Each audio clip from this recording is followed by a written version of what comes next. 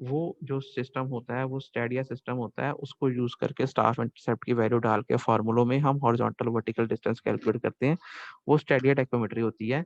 Stadia tacheometry जो सी होती है मोर कॉमनली यूज्ड, ठीक, ज्यादा ये यूज होती है। दूसरी एक और टेक्योमेट्री होती है टेंजेंशियल सिस्टम होती है, ये फिर भी हम कर लें। टेंजेंशियल सिस्टम में क्या होता है, हम वर्टिकल एंगल्स पढ़ते हैं। हम क्या करते हैं, स्टाफ इंटरसेप्ट नहीं पढ़ते, इसके अंदर हम वर्टिकल एंगल्स पढ़ते हैं, और उन वर्टिकल एंगल्स का हम टेंजेंट यूज करते हैं, उस टेंजेंट को यूज करके हम हॉरिजॉन्टल और वर्टिकल डिस्टेंसेस निकालते हैं। ठीक है। ये जौन सा होता है, ये मेथड जौन सा होता है, ये तब यूज होता है जब आपके जौन सा आईपीस है उसके अंदर अपर स्टेडिया लोअर स्टेडिया है ही नहीं, स्टाफ इंटरसेप्ट है ही नहीं। This is used when the instrument does not have upper and lower stadia. Tangential system कम यूज होता है as compare to stadia system. ठीक है।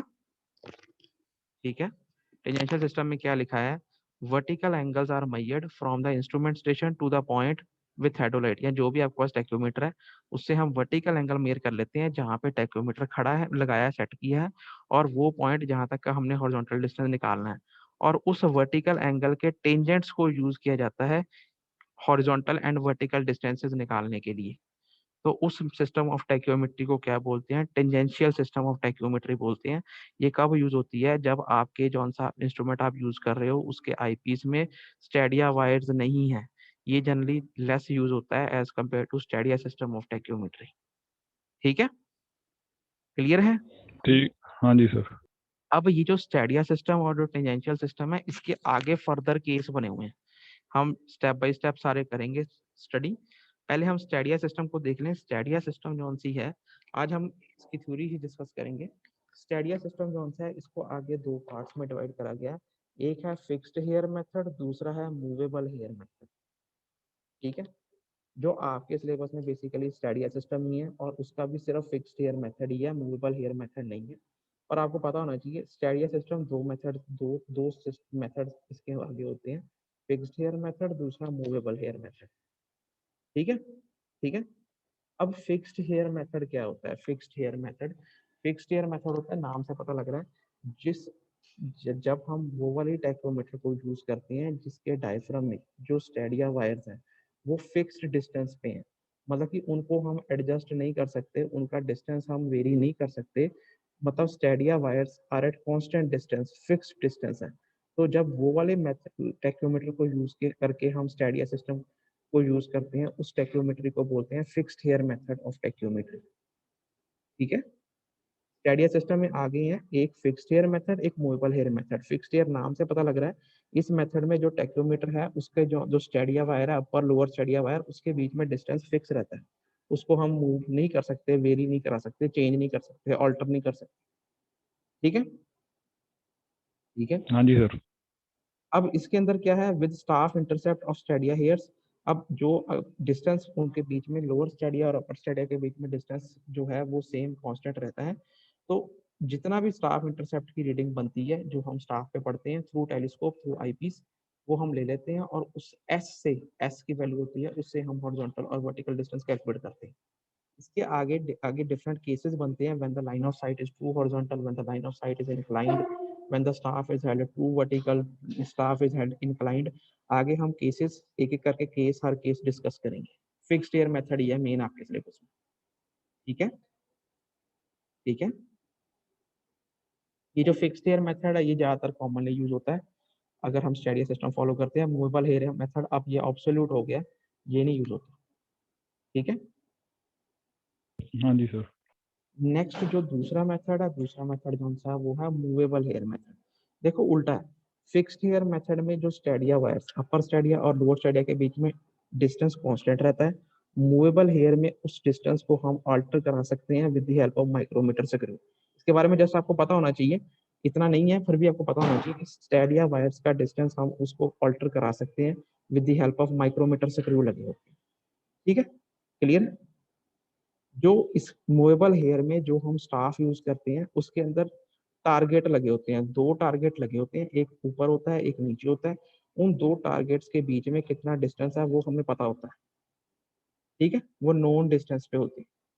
ठीक है, दो वेन्स लगी होती है, दो निशान लगे होते हैं। ठीक है। ठीक। अब जो वेरिएबल स्टैडिया डिस्टेंस है, जो सा हमारा आईपीस के अंदर वेरिएबल स्टैडिया डिस्टेंस है, इसको मेजर कर लेते हैं और उस डिस्टेंस को यूज करके इसके अलग फार्मूले होते हैं, उससे हॉरिजॉन्टल और वर्टिकल डिस्टेंस निकाले जाते हैं। ये मेथड अब ऑब्सोल्यूट हो गया है, ये अब रेयरली यूज्ड है। ठीक है, क्लियर है? हाँ जी सर।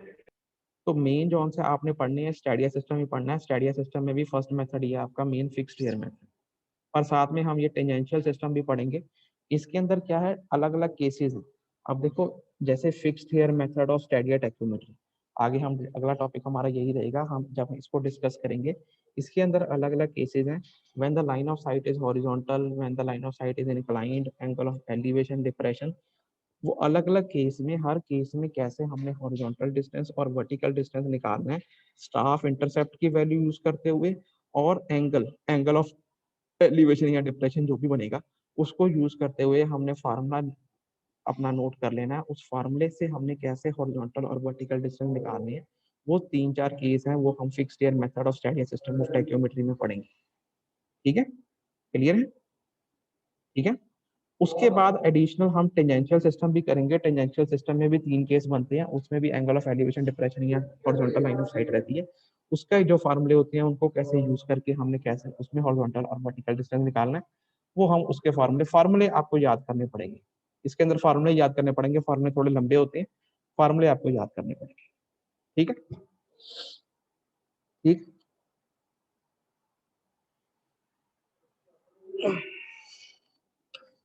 यहाँ तक क्लियर है जितना हमने करा है आज? हाँ जी सर। आज हम स्टूडेंट इतना ही करेंगे, इसके जो केसेस हैं वो अगली बार डिस्कस करेंगे, क्योंकि केसेस जो से हैं एक ही लेक्चर में होंगे सारे, तभी आपको पता लगेंगे। एक और बात, इंपॉर्टेंट बात ये है कि बुक के अंदर स्टूडेंट्स इसके केसेस की डेरिवेशन दी हुई है, आपके सिलेबस में डेरिवेशन नहीं है, ये मैं आपको पहले बता रहा हूँ। आपने डायग्राम से डायरेक्ट फार्मूला लेके फार्मूला याद रखना। ठीक है, आपके सिलेबस में डेरिवेशन कोई नहीं है, एवं डेरिवेशनों के चक्रों में ना पढ़ना, ना पेपर में आनी है। आपके सिलेबस में fixed hair method, static system, tangential system तो वैसे पर उसकी है ही नहीं। डेरिवेशन आपने कोई नहीं करनी, आपने डायरेक्टली एज इट इज फार्मूले याद करने। फार्मूलों में कौन सी चीज क्या है, क्या स्टाफ इंटरसेप्ट है, कैसे लेना है, कैसे एंगल, डिप्रेशन, एलिवेशन कैसे क्या बनता है, वो हम सारा डिस्कस करेंगे। आपने फार्मूला याद करना है। ठीक है, क्लियर है? डेरिवेशन इसकी आपके सिलेबस में कोई नहीं, सर जो पहले आपने करवाई सर वो भी नहीं करनी सर वो करनी है। इससे जो पहले? ठीक जो है। जो मैं आपको करा रहा हूँ वो तो करना ठीक ही है। है। जो मैं ठीक है। ठीक है। बुक में एक्स्ट्रा है वो मैं आपको साथ साथ बता देता हूँ।